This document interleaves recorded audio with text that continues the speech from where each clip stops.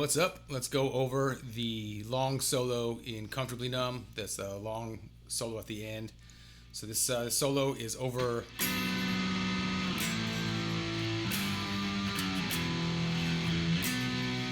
that. Play a little bit slower, but that's so we're going over a B minor, A major, G, walking down to E minor, and then B. That's the riff that we're soloing over. So the solo is in the key of B minor, and the majority of the solo is going to be on the 7th position using our good old classic pentatonic scale, just our vertical pentatonic scale. All right, so let's do this in sections of each cycle of the riff. That's kind of how we'll judge it on the parts. So part 1 starts on the 9th fret. The 7th fret of our G string. So you have two different ways of doing this. I still haven't made up my mind if I want to stick to doing it all on the G string or doing it the G string to the B string. So that way is do a little like a slight pinch harmonic, if I can do it without. Good lord. Do a pinch harmonic on the D note. So 7th fret of your G string, and then on the B string, 5th fret, and then a 5th fret and slide to the 7th fret. Like that. Or you do it all on the G string, 7th fret, 9th fret, and 9 to 11. So the good thing about each way is one way you get to stay on the same string and use a very comfortable fingering, which is that. But then you got to quickly move back and get to the next part. And the other way, the first way I showed you, you're in the right position already. So it doesn't really matter, but I'm not entirely sure which way David Gilmore actually does it. But yeah, those are your two ways of doing that. Okay, moving on. Okay, so next is going to be a bend on our 9th fret of the G string, and then we're going to release it and do a quick pull off, and then hit the 9th fret of our D string. Okay, then after that, back to the G, 7, 9. Alright, and then back to the 7th fret, and back to the 9th fret of the D. So that's a lot of 7s and 9s, so it sounds like this. Okay, so that's what it seems like it sounds like, but if you listen really closely, there's one little teeny tiny little nub of a note after that.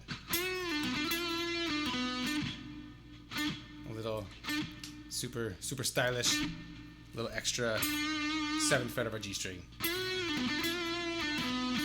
Okay, so all that you got.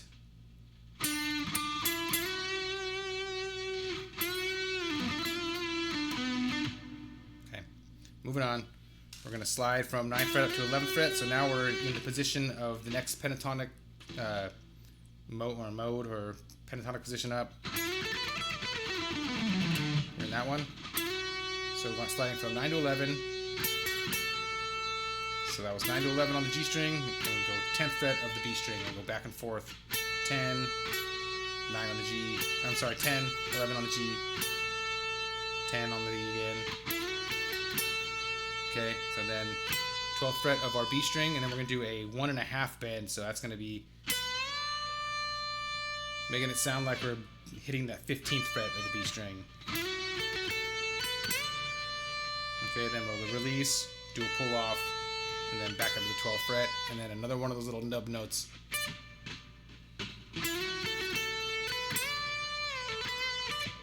Okay, and back to the other position, our regular position.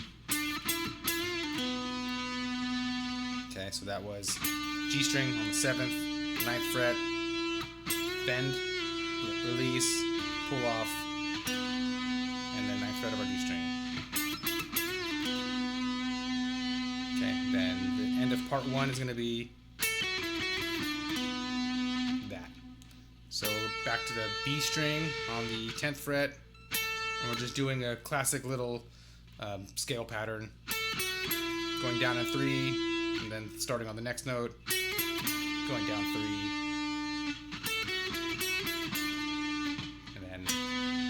that's where part 2 starts. So part 1 sounds like this.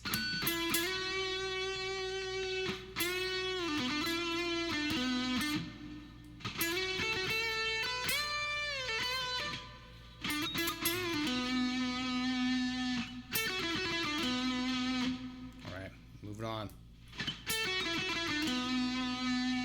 So up to the A string. That was 7 to 9, slide, and then 7th fret of the D string twice.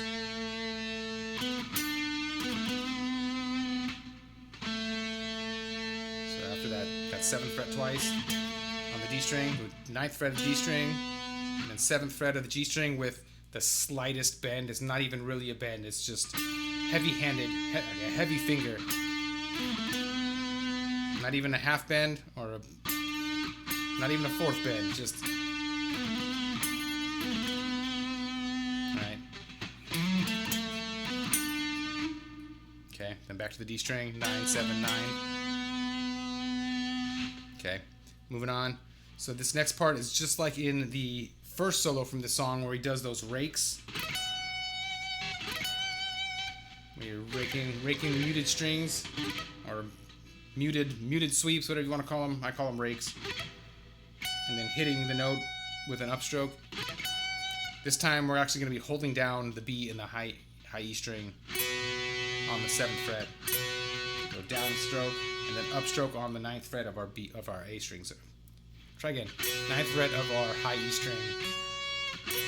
And then half bend, release, pull off. Okay. So that's 10 of the B, back to 7 of the high E string.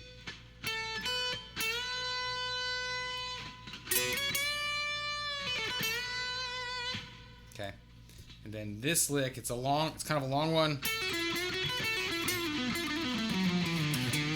but it's super important because this one's gonna pop up a couple different times. So getting this one really well memorized will help you later in the solo. So we just did a. Okay, so we're ending on a bend on our B string on the 10th fret. So it'll be 10, 7, and then 9 of the G string. And here comes our classic blues lick. Okay.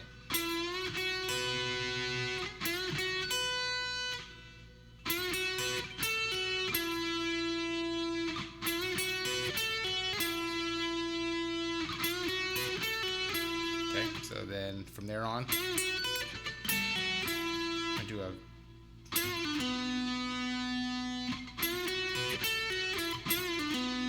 just like at the beginning of the solo.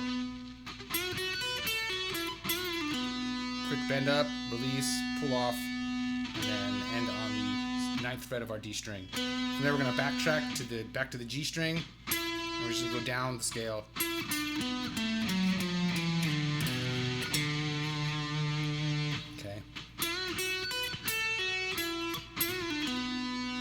Back to the G string, 9, 7, D string, 9, 7, and then A string, 9, 8, 7, slide to the 5th fret, and then 7th fret of our E, and then back to the 7th fret of the 5th fret of the A, sorry.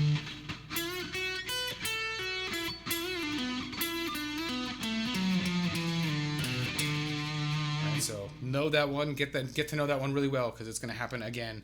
Almost identically, just adding an extra note at the end.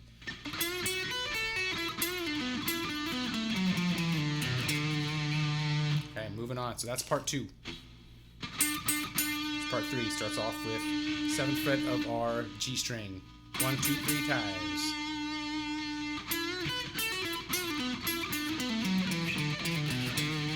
Alright, so very similar to what we just did. The timing is all different though. So do this D note, 7th fret of our G string twice, 3 times. Alright, so that's kind of like that blues lick, except skipping the B string, just going bend on the G, on the 9th fret, straight to the 7th fret of our high E string.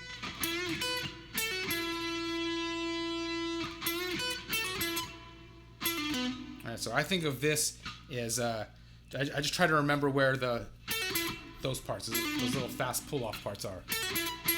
And a good way to remember this whole thing is it happens on the B string first, and then it immediately happens on the G string, and then we do a little backtrack, and then then it happens on the D string, and then a little noodle, and then it happens on the A string. So it happens on the B string, then on the G string, then on the D string, then on the A string.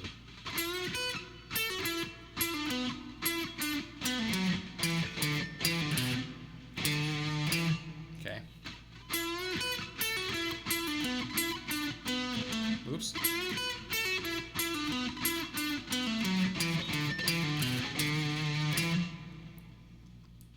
Alright, so that should end us on the 7th fret of our A string. So from there, backtracking to the G string, 9, 7, and then fast pull off. So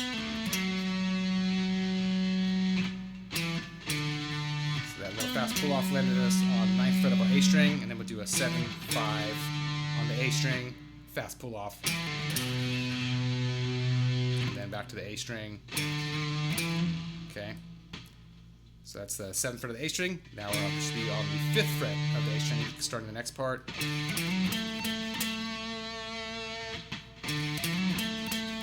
that's 5, 7, slide to 9 on the A string, D string, 3 times on the 7th fret.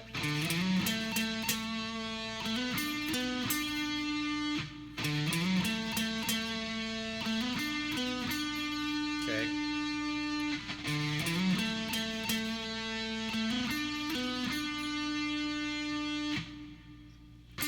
So I should end us on the 7th fret of our G string, and do bend on the 9th fret, and that's that blues lick again.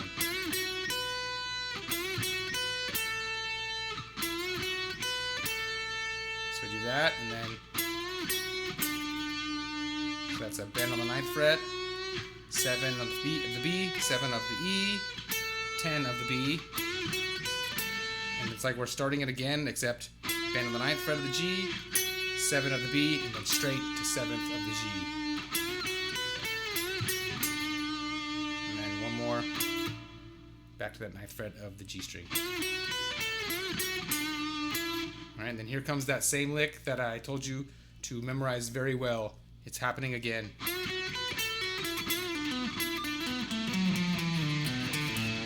Except this time we add an A note at the 5th fret of our low E string on the very end. Alright, so that's that blues lick. And then here it comes.